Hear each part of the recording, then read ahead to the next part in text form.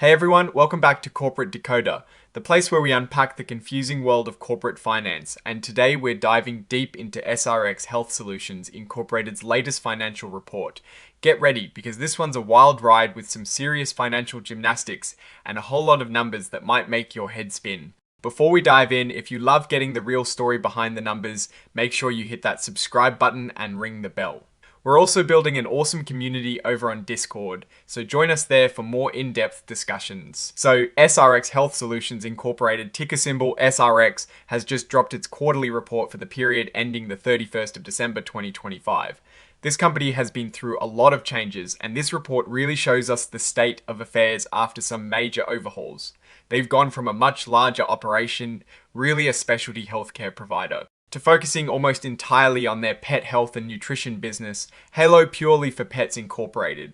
Think of it as a massive business reboot. Let's jump straight into the numbers because that is where the real story is. For the 3 months ending the 31st of December 2025, their net sales were $2.8 million. Now this is a big jump from the previous year, which had 0 net sales reported for continuing operations. This is because, as we mentioned, they've completely changed their business focus. The old RX Canada operations have been shut down or sold off and are now considered discontinued operations. So this $2.8 million represents the revenue from their pet food business, Halo. It is a start after a massive shift, but we need to see if they can grow this. The cost of goods sold, which is what it costs them to make or acquire the products they sell, was $1.75 million. That gives them a gross profit of $1.05 million. This means for every dollar of sales, they're keeping about 38 cents. That is a pretty decent gross margin for a consumer products company, showing they have some pricing power. But then we hit operating expenses, and here is where things get a bit concerning. Their selling, general, and administrative expenses, or SG&A, were a whopping $4.84 million. When you put that up against their gross profit of $1.05 million, you see they are spending way more to run the business than they're making from selling products. This leads to a loss from continuing operations of $3.79 million for the quarter. On top of that, they've got other expenses. Interest expense on their debt was $1.28 million. They also took a big hit with a $3.06 million loss on extinguishment of debt, which means they likely paid more to get rid of some debt than it was actually worth on their books. And then there is a $464,000 change in fair value of digital assets, which frankly is a whole other can of worms we'll get to.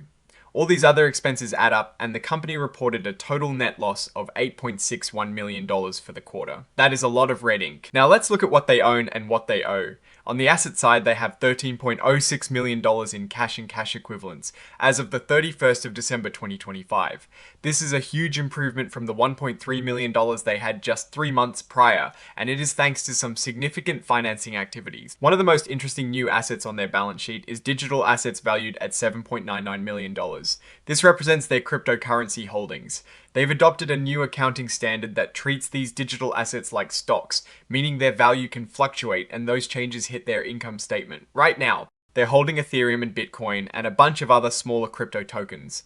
This is a pretty bold move for a pet food company, and it definitely adds a layer of risk given the volatility of the crypto market. On the flip side, their liabilities are quite high. They have $23.52 million in current liabilities, which are debts due within 1 year. This includes $1.24 million in accounts payable, meaning what they owe to their suppliers. In terms of equity, they've issued a lot of stock. They have over 98 million shares of common stock outstanding as of the 31st of December 2025. This is a massive increase from September 2025, which is a sign of all the financing deals they've been doing. It also means that each individual share represents a smaller piece of the company, which can affect the value of existing shares if not managed properly. The company is clearly in a fundraising mode. They've got debt like the ELOC commitment note, which is a $20 million loan. This note has some complicated terms, including being convertible into stock, which means it is treated partly as a liability and partly as a derivative, which can cause big swings in their reported earnings. They also had the July 2025 convertible notes, which they managed to settle in October 2025, but it came with that significant loss on extinguishment we saw earlier. It seems like they're actively managing their debt, but it is a costly process. Let's look at where the money from their pet food business is coming from. For the 3 months ending the 31st of December 2025, their net sales were broken down like this. $2.58 million came from their digital channel, which includes online retailers like Amazon Incorporated and Chewy Incorporated. That is 92% of their sales.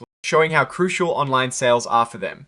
Then $124,000 came from international sales and $100,000 from brick and mortar or traditional retail stores. This heavy reliance on digital channels means they need to be really good at online marketing and e-commerce strategy. And speaking of customers, a big red flag here, 2 customers alone accounted for 96% of their accounts receivable and 88% of their gross sales in the quarter. This lack of customer diversification is a serious risk. If one of these big customers decides to leave or reduce their orders, it could have a massive impact on SRX Health Solutions Incorporated's revenue and financial health. They really need to bring in more customers to spread that risk. When you add it all up, the company reported a net loss of $8.61 million for the quarter. This is a significant loss, especially when compared to the almost non-existent financial activity in the prior year's continuing operations. However, their cash position improved dramatically. They had a net increase in cash and cash equivalents of $11.75 million. This surge in cash is mainly due to their financing activities, bringing in money from issuing stock and other debt instruments. It looks like they're getting cash, but they're also racking up losses and debt. Now, for my take on all this, SRX Health Solutions Incorporated is clearly in a massive transformation phase. They've shed the old, struggling specialty healthcare business and are betting big on their pet food brand, Halo. The good news is they're generating sales in this business and have managed to secure a lot of cash through various financing deals, which is crucial for survival. The digital sales focus and the decent gross margins are also positive signs. However, the challenges are significant. The net loss is substantial, and their operating expenses are far outpacing their revenue. The heavy reliance on just a couple of major customers is a major vulnerability.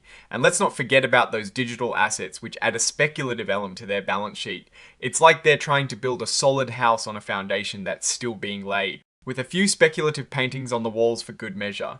The company's future hinges on their ability to grow sales significantly with their pet food business, manage their expenses effectively, and diversify their customer base. They've got cash now, which gives them some breathing room. But they need to turn those operational losses into profits. This is a company in transition, and it will take skilled execution and perhaps a bit of luck to navigate the risks ahead. It is definitely one to watch, but with caution. Alright, that is our breakdown of SRX Health Solutions Incorporated's latest financial report.